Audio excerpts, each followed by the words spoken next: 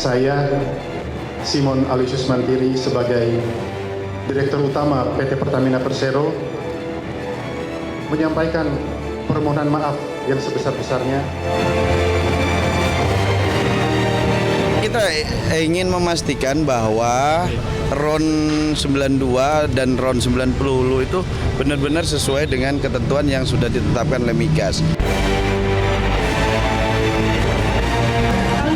Kita bersihkan, kita tegakkan.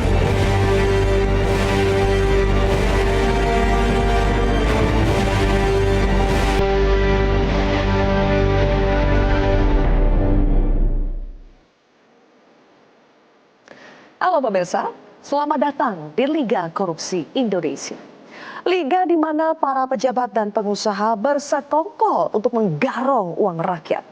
Mereka hidup bermewah-mewah, sedangkan rakyat dibiarkan melarat. Ini dia klasemen sementara Liga Korupsi Indonesia.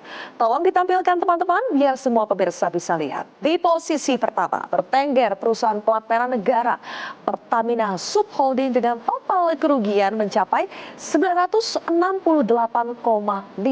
triliun rupiah. Di urutan kedua, ada kasus tata kelola timah dengan klaim kerugian 300 triliun. Dan di posisi ketiga, ada kasus BLBI yang disebut merugikan negara 138 triliun rupiah. Dan masih panjang tentunya deretan klasemen Liga Korupsi Indonesia. Deretan ini menjadi trending topik setelah Kejaksaan Agung membongkar dugaan korupsi tata kelola minyak mentah dan produk kilang yang telah menyeret sejumlah petinggi Pertamina dan beberapa pengusaha minyak. Kata Kejaksaan, total kerugian dugaan korupsi Pertamina ini hampir 1.000 triliun rupiah. Para pelakunya dituduh bersekongkol untuk mengatur produksi minyak dalam negeri hingga menjual Pertamax oplosan pada periode 2018 hingga 2023. Publik masih menanti apakah pelakunya hanya berhenti di 9 orang seperti yang dirilis Kejaksaan atau akan berkembang jauh mengingat besarnya nilai kerugian. Ya, namanya klasemen sementara, jangan heran kalau publik pun harap-harap cemas. Apakah posisi yang ada sekarang ini akan segera berubah? Kita bukannya mendoakan atau mengharapkan korupsi yang lebih besar lagi ya terjadi di Indonesia. Tapi siapa yang bisa jamin budaya korup semakin menjauh dari bangsa ini? Mari kita lihat indeks persepsi korupsi Indonesia yang baru saja dirilis oleh lembaga Transparency International pada bulan Februari 2025 lalu. Skor Indonesia hanya di angka 37 dan berada di peringkat ke-99 dari 180 negara yang disurvei. Skor indeks berada di skala 0 sampai 100. 0 artinya paling korupsi, sedangkan 100 berarti paling bersih. Nah, Indonesia tadi ada di angka 30-an, berarti ya bisa dibilang cukup korup. Skor terbaik Indonesia ada di angka 40 pada tahun 2019. Selebihnya hanya berkutat di angka 30-an. Artinya apa? Pemberantasan korupsi di negeri ini sebenarnya hanya jalan di tempat saja, bahkan mundur. Presiden Prabowo Subianto mengaku geram dengan berbagai praktik lancung korupsi di negeri ini. Kita masih terngiang-ngiang, kata Presiden Prabowo yang akan mengejar koruptor sampai ke Antartika.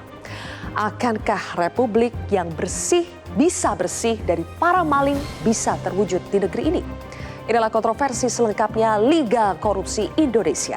Bersama saya, Zilvia Iskandar.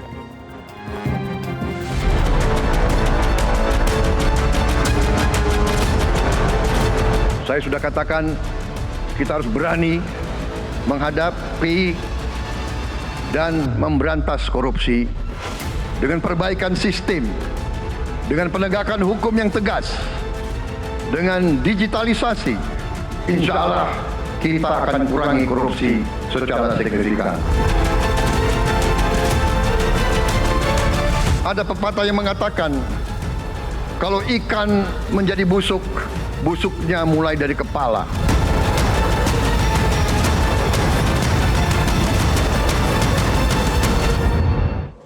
Untuk membahasnya sudah hadir 5 orang narasumber di studio Petro TV. Di sebelah kiri saya adalah mantan Wakil Ketua KPK Saud Situmorang. Selamat malam Bang Saud. Malam. Berikutnya ada Wakil Ketua Umum National Corruption Watch Doni Manuru. Bang Dodi, selamat malam. Malam. Berikutnya juga ada Koordinator MAKI, Masyarakat Anti Korupsi Indonesia, Boyamin Saiman. Bang Boyamin, selamat malam. Berikutnya ada Pakar Hukum Tata Negara, Bivitri Susanti. Mbak Bibip, terima kasih sudah hadir di Kontroversi. Dan juga mantan Hakim, Pakar Hukum Asep Iwan Iriawan. Selamat malam, Kang Asep. Terima kasih semuanya sudah hadir. Tapi sayangnya kita harus membahas berbagai kasus korupsi di negeri ini. Bukan kabar baik ya, tapi ya tidak heran juga kalau masih banyak korupsi yang terjadi di negeri ini. Jadi Bang Saud, kalau Kok saya duluan sih? terkaget-kaget Bang Saud, padahal ya memang seharusnya ditanyakan kepada Bang Saud sebagai mantan Wakil Ketua KPK ya. Kalau melihat deretan Liga Klasemen Korupsi Indonesia, masih kaget-kaget nggak sih ngelihat ada angka korupsi 1.000 triliun, hampir 1.000 triliun di Indonesia? Atau udah biasa aja Bang? Kalau saya bilang sih judulnya aja udah kontroversi. Harus Iya, sesuai dengan maksud program. Saya, kenapa berani-beraninya bilang ini mesti liga gitu? Kalau liga itu berarti kan besar, angkanya kan besar-besar semua dari 10 itu. Iya. Bahkan kalau kita telusurin itu dari 10 itu kejadiannya di era siapa itu yang paling banyak? Siapa tuh Bang? Ayo lihat aja, hitung sendiri. Di era siapa tuh presidennya? Jangan Lihat aja cuma dari lempar 10 itu. pertanyaan Bang, jawab aja Bang. Pertama, makanya saya bilang tadi, kenapa ini kita bicara yang besar-besar? Padahal kan korupsi itu, kalau kita di negara tetangga kita yang indeks persepsi korupsinya itu 80, ya kan, supir truk nyogok supir forklift di pelabuhan, satu kontainer bayar $1, itu jadi masalah KPK-nya negara itu gitu. Kita kok macam bicara yang tinggi-tinggi kayak gini. Itulah sebabnya kita selalu bicara yang tinggi-tinggi, yang kecil-kecil dibiarin. Ambil contoh sekarang kalau kita bicara sekarang ini kecenderungannya gini ya. Di dunia internasional itu sekarang ada yang disebutnya ESG. Environment, Social, Governance. Nah, kalau kita ngerti environment, social, dan governance, itu orang di Pertamina nggak akan keluar dari yang namanya Euro 5. Euro 5 itu adalah nggak ada cerita kamu ngimport apa namanya itu Pertalite yang 90, karena Euro 5 itu 92 semuanya. Itu syarat Euro 5 yang dikatakan itu adalah untuk menyelamatkan bumi dan seterusnya. Kenapa ini terjadi? Karena memang tadi kita nggak paham yang namanya environment, social, dan governance. Environment yang nggak dipikirin, sosial yang ngaco, governance-nya apalagi? Governance yang benar itu kan selalu harus transparan, akuntabel, bebas dari konflik kepentingan, fairness nggak nih? Baru kemudian anti korupsi. Jadi memang kalau bilang itu gelap, saya bilang bukan hanya gelap. Oh, bukan Indonesia gelap. Of the darkness itu terjadi di negeri ini gitu loh. Maksudnya memasuki masa era kegelapan. kegelapan. Kita nggak meniadakan apa yang disebutkan oleh Mr. Presiden bahwa dia sangat apa namanya, dan ini nggak pernah kita dengar di presiden sebelumnya loh. Almost every week they talking about anti-corruption. Tapi kan kita nggak mau hanya ngomong kan, iya kan? Tadi kan dibilang apa namanya itu ikan busuk dari kepala. Ya. Kepalanya siapa? Ayo kalau kita tanya. Kepalanya siapa? Siapa? Kepalanya siapa ini? Apalagi kalau kita bicara ikan kenapa busuk dari kepala itu kan karena mulutnya banyak enzim tuh ikan itu. Iya kan? Iya, karena banyak enzim cepat busuk dia. Jadi maksud saya gini loh. Setelah kemudian kita bicara ESG tadi, baru kita bicara detail-detail. Ya kan? Devil is in detail. Masa kita nggak bisa membahas sampai detail apa yang terjadi dengan Euro 5 tadi yang harusnya berada di kepala orang Pertamina sama sekali.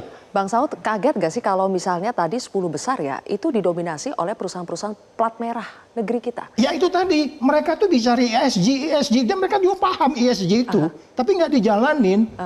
Bahwa masalah environment dan masalah sosial dan masalah governance itu adalah masalah yang harus diselesaikan. Which is itu akan, kalau berintegritas, kejadian ini nggak akan terjadi. Tidak dijalankan karena tidak paham atau tidak mau? Mbak, di antara perusahaan itu saya nggak usah tunjuk, mereka dapat penghargaan ESG tahun lalu. Di pasar modal itu ada memberi penghargaan perusahaan-perusahaan dapat ESG, bahwa dia tuh comply dengan environment, belajar Euro 5, belajar nggak ada timbal dan seterusnya. Jadi mendukung sustainability lah ya? Yes. Tapi itu kan di permukaan, once diimplementasi tetap aja nggak comply dengan ESG yang kita minta itu gitu. Nah, itu sebelum saya katakan kembali lagi, detail-detail itu kita tidak masuk. Baru pertanyaan what next-nya mungkin berikutnya. Gitu. Iya nanti ya Bang ya, disimpan dulu. Kang. Jelajahi cara baru mendapatkan informasi. Download Metro TV Extend sekarang.